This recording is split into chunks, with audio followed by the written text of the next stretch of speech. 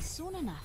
What's up, YouTube? It's Alice Was Hood coming at you again with another Overwatch gameplay, and today I'm going to be talking about the support hero Mercy and the best practices that you can use to play this hero. But first things first, again, if you like this video, if you enjoy the content, please leave a like and a share. Definitely comment on it with your thoughts on the character and this content, and definitely hit that subscribe button if you enjoyed it, and I will continue to bring you more top shelf content. But now I'm gonna dive right into it. This is like my sixth take with this video because there's so much to talk about with Mercy, and I've been having trouble fitting it all into one video, so I'm gonna get right to it. And first things first, support, the support role, I believe it takes a specific kind of love to play support and to play it well. I think it's kind of an overlooked role, not only in Overwatch but in games in general.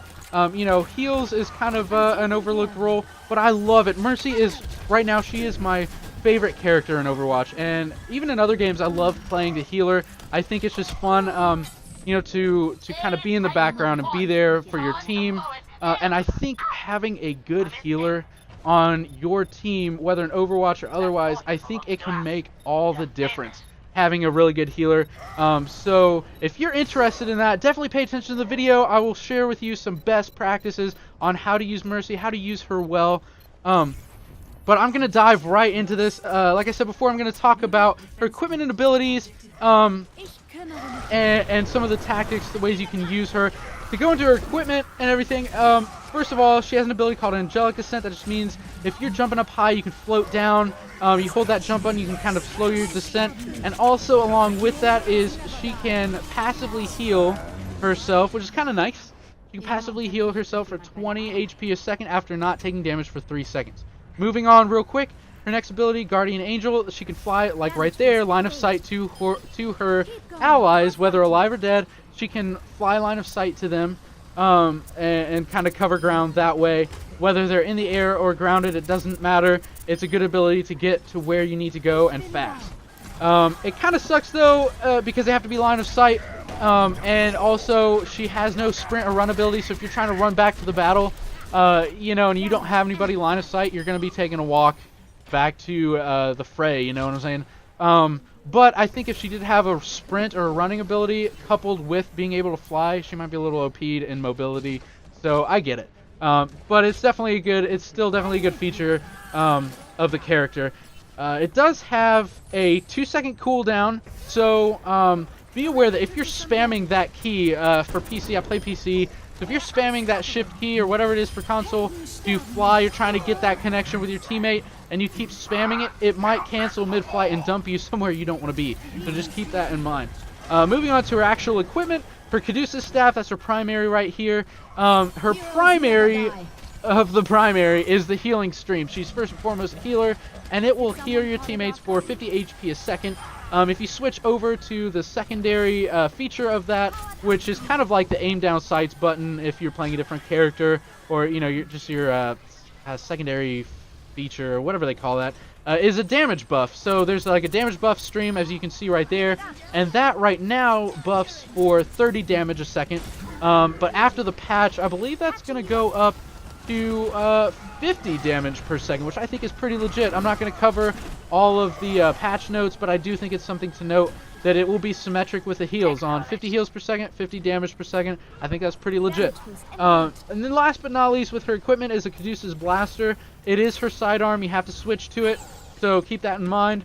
If you're in a tight spot, you're gonna have to switch to that. It takes just a second, but it is a full auto blaster. It does 20 damage per second, or 20 damage a shot. But you must be accurate. It is one projectile, so you need to have some decent aim to land some good shots and do some damage with that. It's kind of used as a last resort, again, because Mercy is first and foremost a healer. Okay, so we're already like almost halfway through this video, and I'm just now getting to the tactics, so I'm gonna try to go through these efficiently. But again, there's just so much you could talk about with Mercy. I love it. But we're gonna dive right in here. Tactic number 1, I think this is first and foremost, always be on the lookout for that red cross that pops up. When your teammate's health is critical, a little red cross, or I guess a white cross that's outlined in red, whatever, will be it will pop up when your teammate's health is critical, and it lets you know, hey, they need healing. Also, you know, your teammates can, if, you know, they're quick with it, they can put in the chat, you know, hey, I need healing. There's kind of like a quick slot for that. Hey, I need healing. You can watch out for that. But always be on the lookout for that red cross, because you want your first goal, your first job here is to keep your teammates alive. So always be on the lookout for that. Point number 2, be patient. Like I said, playing a support character takes a little patience. You're not going to be running in there taking everybody out. You have to be willing to be patient and stay back and kind of stay out of the battle, because your teammates need you alive. And if you run out there, Mercy or heals in general is definitely one of the first targets, because they want to take you out so they can take out the rest of the team unhindered. So you kind of want to stay back. And along with that, you know, with her buffs, like right there, yeah, he kind of got taken out. But you know, if you're on defense, buffing a guy like Bastion is definitely good. You know, he's got the long range, so you can stay back. And he's definitely going to be able to do some high damage. Buff guys like Bastion, or if you're on offense, you know, long range DPS like Hanzo or Widowmaker, or even offense guys like Reaper, if you can, and you can stay out of danger, you can buff guys on offense like that. Buffing tanks is not really the best idea all the time, because like guys like Reinhardt they're primarily going to be shielding you. They're not going to be doing as much damage. But you can always, you know, if there's not like a long-range DPS or anybody around, you can always buff a guy like Roadhog or Zarya. They do some pretty decent damage. You know, tanks still can put out some damage, so buffing them isn't always a bad idea. But in my opinion, it's always best to be able to buff guys that can reach out and hit guys from far away. That way you can stay back and do guys like Widowmaker, or heroes like Widowmaker or Hanzo, you know, their shots, if they land them in, they can do an insane amount of damage. And especially after the patch, when you're buffing them for 50 damage, I mean, that's kind of a no-brainer to buff guys like that. But anyways, yeah, be willing to stay back and stay out of the fight, because they really need you to be there, you know, when they're hurt. Moving on, that kind of goes along, you know, just be patient. Don't rush out. You know, I know it's kind of hard. You know, they have like a big fight going on, and sometimes it's hard to just kind of stay back and watch it all go down in front of you. But, you know, be patient with it. So moving on, you know, the Guardian Angel ability, I want to talk about that too as a tactic. Sometimes, you know, like in this situation, you got guys across the map and they need your help right there. You know, you fly across the map, you take chances. Sometimes you need to take chances and cross those danger areas. But for the love of God.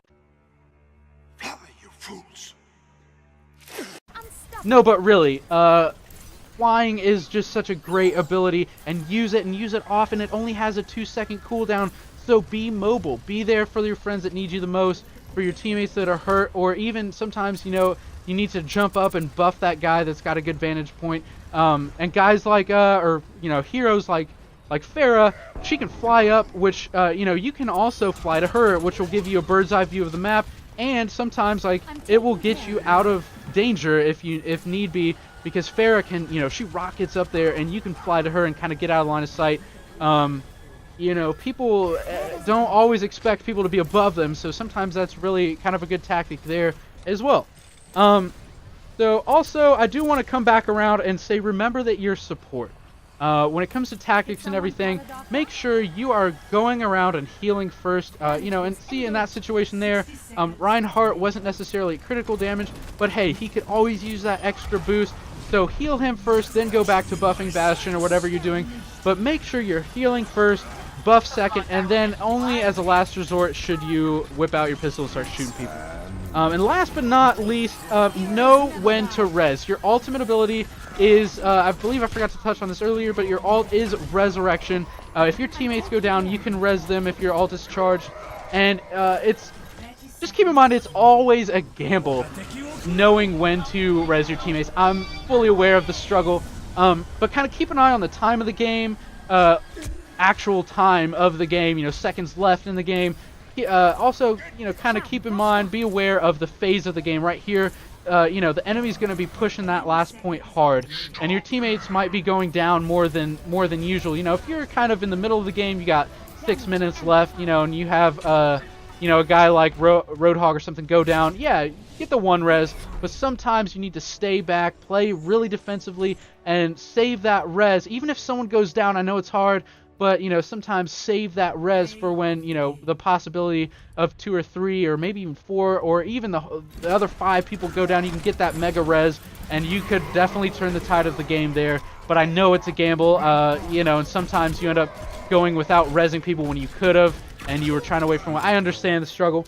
But yeah, I hope you guys enjoyed this video. That pretty much covers all the tactics, and thank God I fit all of that into the video.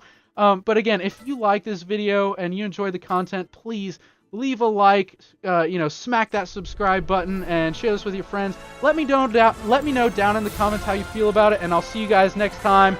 Peace.